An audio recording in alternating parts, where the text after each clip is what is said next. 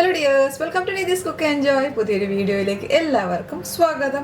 എല്ലാവർക്കും സുഖല്ലേ? ഞങ്ങളിവിടെ സുഖമായിട്ടിരിക്കുന്നു. അപ്പോൾ ഇന്നത്തെ റെസിപ്പി അടിപൊളിയായിട്ടുള്ളൊരു കണ്ടൻസ്ഡ് മിൽക്കാണ്. രണ്ടേ ഇൻഗ്രീഡിയൻസേ ആവശ്യമുള്ളൂ.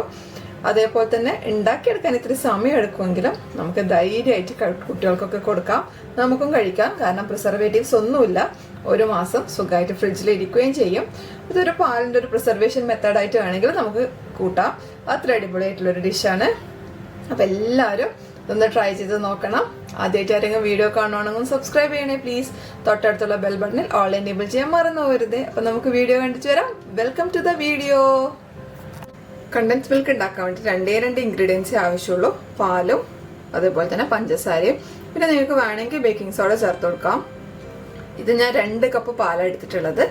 1/2 ലിറ്റർ അതേ കപ്പിൽ 1 കപ്പ് പഞ്ചസാര എടുത്തിട്ടുണ്ട്. നിങ്ങൾ എത്രത്തോളം പാലെടുക്കുന്നോ അതിൻ്റെ നേരെ പകുതി പഞ്ചസാര എടുക്കണം. ഇനി നമുക്ക് ഇതൊന്ന് പാനിലൊഴിച്ച് ചൂടാക്കാം. ഞാൻ പാൻ അടുപ്പത്ത് വെച്ചിട്ട് പാൽ ഒഴിച്ചിട്ടുണ്ട്. ഇത് നോൺ സ്റ്റിക്ക് പാനാണ് ഞാൻ എടുത്തിട്ടുള്ളത്. നോൺ സ്റ്റിക്ക് പാൻ എടുക്കുമ്പോൾ ബെനിഫിറ്റ് എന്താണെന്ന് വെച്ച് കഴിഞ്ഞാൽ നമുക്ക് അടിയിൽ പിടിക്കില്ല. സ്റ്റീലിൻ്റെ സോസ് പാനൊക്കെ ആകുമ്പോൾ അടിയിൽ പിടിക്കും.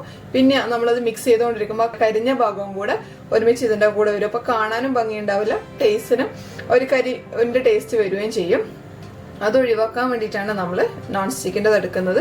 നിങ്ങളുടെ കയ്യിൽ നോൺ സ്റ്റിക്കിൻ്റെ ഇല്ലെങ്കിൽ നല്ല ചുവട് കട്ടിയുള്ള ഒരു പാൻ എടുക്കാൻ ശ്രദ്ധിക്കുക.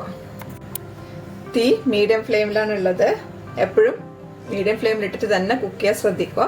അതേപോലെ തന്നെ ഇളക്കി കൊടുക്കാൻ മറന്നു പോകരുത്. കണ്ടിന്യൂസ് ആയിട്ട് തന്നെ നമ്മൾ ഇളക്കണം. കാരണം ഇതിൻ്റെ പാട വന്നു കഴിഞ്ഞാൽ നമുക്ക് ആ ഒരു കറക്റ്റ് ടെക്സ്ചർ കിട്ടൂല. അപ്പോൾ ഇതൊന്ന് നന്നായിട്ട് ചൂടാവട്ടെ. ചൂടായ ശേഷം നമുക്ക് പഞ്ചസാര ചേർത്ത് കൊടുക്കാം. തിളക്കേണ്ട ആവശ്യമില്ല. തിളക്കുന്നതിന് മുന്നേ തന്നെ നമുക്ക് പഞ്ചസാര ചേർത്ത് കൊടുക്കാം. പാലൊന്ന് ചൂടായിട്ടുണ്ട്. നമുക്കിതിലേക്ക് പഞ്ചസാര ചേർത്ത് കൊടുക്കാം. ഇതേപോലെ തന്നെ നമുക്ക് ഇളക്കി കൊടുക്കാം. പാട കെട്ടാതെ ശ്രദ്ധിക്കണം. അതേപോലെ തന്നെ നിങ്ങൾക്ക് അധികം ക്ഷമയില്ല എന്നാണെങ്കിൽ ഈ ഒരു സമയത്തൊക്കെ കണ്ടിന്യൂസ് ആയിട്ട് ഇളക്കിക്കൊണ്ട് ഹൈ ഫ്ലെയിമിൽ വെക്കാം. പക്ഷേങ്കിൽ ഒരു 15 മിനിറ്റ് ഒക്കെ കഴിയുമ്പോഴേക്ക് പിന്നെ ലോ ഫ്ലെയിമിലിട്ടിട്ട് ചെയ്യണം. അത് ശ്രദ്ധിക്കണം. അപ്പോൾ ഇതൊന്ന് നന്നായി തിളക്കട്ടെ. ഞാനിവിടെ എടുത്തിരിക്കുന്നത് ഫുൾ ഫാറ്റ് മിൽക്കാണ്. ഇതിൻ്റെ മേലെയുള്ള ഈ പത കണ്ടോ, ഇത് നമുക്ക് റിമൂവ് ചെയ്യാം. കാരണം ഇത് പഞ്ചസാരേൻ്റെ അകത്തൊക്കെയുള്ള ഇമ്പ്യൂരിറ്റീസ് ഒക്കെ മേലേക്ക് വരുന്നതാണ്. അപ്പോൾ ഇതുപോലെ ഒരു തവിയോ അല്ലെങ്കിൽ ഒരു സ്പൂണോ വെച്ചിട്ട് മെല്ലെ പത മാത്രം ഒന്ന് നമുക്ക് റിമൂവ് ചെയ്തെടുക്കാം. പറ്റുന്നത്രയും പത റിമൂവ് ചെയ്താൽ ഒന്നുകൂടെ നല്ല പ്യുവർ ആയിട്ടുള്ള കണ്ടൻസ്ഡ് മിൽക്ക് നമുക്ക് കിട്ടും. ഇതിപ്പോൾ 10 മിനിറ്റ് ആയിട്ടുള്ളൊരു കൺസിസ്റ്റൻസിയാണ്. കുറുകിയിട്ടില്ല. മീഡിയം ഫ്ലെയിമിൽ തന്നെയാണുള്ളത്. ഇളക്കി കൊടുക്കാൻ മറന്നു പോകരുത്. ഇത് 20 മിനിറ്റ് ആയിട്ടുണ്ട് മീഡിയം ഫ്ലെയിമിൽ വെച്ചിട്ട്. തിക്കായിട്ടില്ല, കുറച്ച് തിക്കായി വരുന്നേ ഉള്ളൂ. ഇനി നമുക്കിത് ലോ ഫ്ലെയിമിലോട്ട് മാറ്റണം. കാരണം പെട്ടെന്ന് ഇനി ഇത് കട്ടിയാവും. അതുകൊണ്ട് നമുക്കിനി ഇത് ലോ ഫ്ലെയിമിലോട്ട് മാറ്റിയിട്ട് വേണം കുറുക്കിയെടുക്കാൻ വേണ്ടിയിട്ട്. ഇതിൻ്റെ കൺസിസ്റ്റൻസി കറക്റ്റ് ആണോ എന്ന് എങ്ങനെയാണ് നോക്കുകയെന്ന് വെച്ച് കഴിഞ്ഞാൽ ഒരു സ്പൂൺ എടുത്തിട്ട് ജസ്റ്റ് ഒന്ന് ഇതിൽ ഡിപ്പ് ചെയ്യുക. തിരിച്ചു പിടിച്ചിട്ട് ഇതിലൂടെ ഒരു വര വരഞ്ഞു കൊടുക്കുക. അപ്പോൾ ഈ ലൈന് കറക്റ്റായിട്ട് കാണുവാണെങ്കിൽ അത് കൺസിസ്റ്റൻസി കറക്റ്റ് ആണെന്നാണ്. ഇപ്പോൾ ശരിയായിട്ടില്ല, ലൈറ്റായിട്ടൊരു ഇതുണ്ട്. ഒന്നുകൂടെ ഒരു 2-3 മിനിറ്റ് ലോ ഫ്ലെയിമിലിട്ടിട്ട് തന്നെ നമുക്ക് കുക്ക് ചെയ്തെടുക്കാം. ഒരു 3 മിനിറ്റ് കൂടെ കുക്ക് ചെയ്തിട്ടുണ്ട്. നമുക്ക് ഒന്നുകൂടെ നോക്കാം. കണ്ടോ, ലൈൻസ് ഇപ്പോൾ ഒന്നുകൂടെ നല്ല ക്ലിയർ ആയിട്ട് കാണുന്നുണ്ട്. ഓഫ് ചെയ്താകുമ്പോൾ ഒന്നുകൂടെ കട്ടിയാവും. അതുകൊണ്ട് അത് ശ്രദ്ധിക്കണം.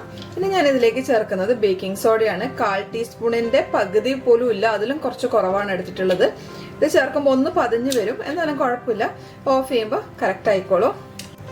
ഇതിപ്പോൾ നല്ലോണം പതഞ്ഞ് നിൽക്കുന്നുണ്ട്. ഇത് തണുക്കുമ്പോൾ അങ്ങ് പൊയ്ക്കോളും, വേറെ കുഴപ്പമൊന്നുമില്ല. ഇത് ചേർക്കുന്നത് നല്ലൊരു ഗ്ലേസിങ് കിട്ടാൻ വേണ്ടിയിട്ടാണ്. നമ്മുടെ ഈ ഒരു കണ്ടൻസ് മിൽക്കിന് നിർബന്ധമില്ല.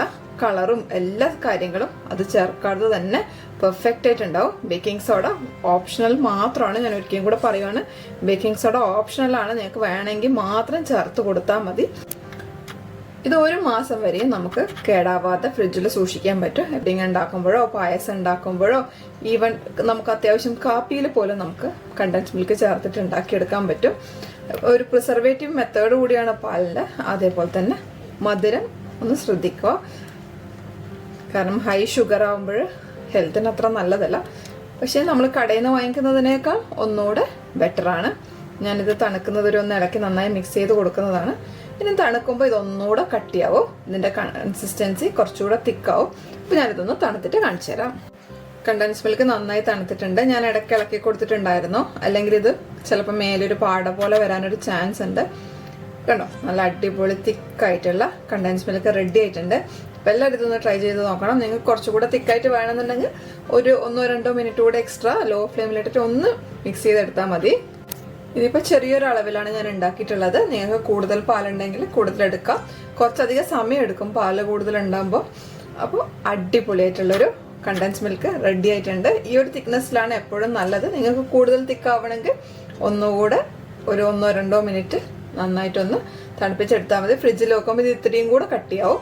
ഇതിപ്പോൾ നോർമലി ഒരു ടെമ്പറേച്ചറിലാണ് ഈ ഒരു തിക്നെസ് ഉള്ളത്. അതുകൊണ്ട് ഈ ഒരു തിക്നെസ് മതിയാവും നമുക്ക്. അപ്പോൾ എല്ലാവരും ഇതൊന്ന് ട്രൈ ചെയ്ത് നോക്കണം. നമുക്ക് അടുത്ത വീഡിയോ ആയിട്ട് വീണ്ടും കാണാം. അതുവരേക്കും എല്ലാവർക്കും നന്ദി, നമസ്കാരം. Thank you for watching. Bye. എല്ലാവരും ഹാപ്പി ആയിട്ടിരിക്കുക, ഹെൽത്തി ആയിട്ടിരിക്കുക. വീഡിയോ ഷെയർ ചെയ്യാൻ മറക്കരുതേ.